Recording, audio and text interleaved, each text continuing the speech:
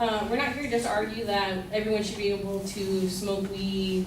Obviously, we were discussing other benefits such as medical, and the other side did discuss, yes, there are very detrimental health risks to smoking pot, but if we are going to use it medically, we can use it such as in brownies, and we can rationalize it inside so that people don't overdose.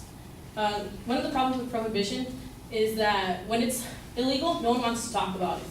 So yes, people are overdosing because they're uninformed. However, if we were to federally legalize marijuana, then a lot more people would be more comfortable talking about the detrimental effects. Because right now, when a doctor tells you, oh, you shouldn't smoke weed, it's like, why is my doctor talking to me about something that's federally legal? So I think if we legalized it, then we could talk about how you should use it in moderation if you are going to smoke it, and we can discuss into bigger groups how it can be detrimental to your health.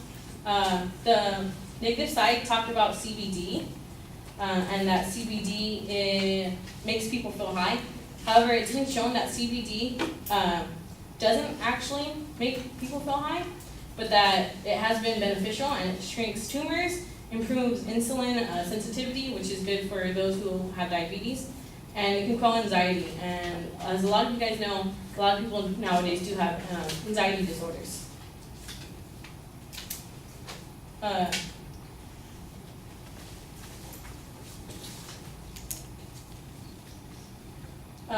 He talked about projections that we make on the fact what would happen if you legalize marijuana. And yes, projections aren't always accurate.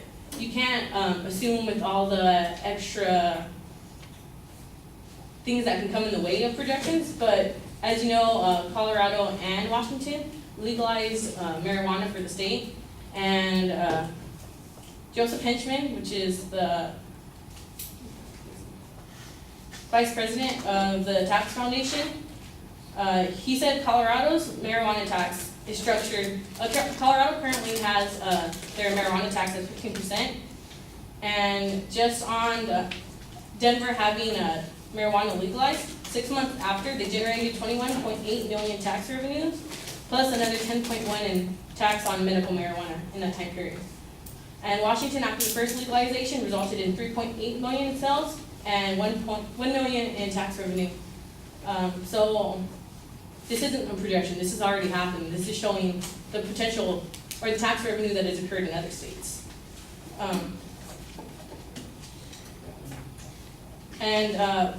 Obviously, there are hemp seeds, which is another benefit to having marijuana legalized,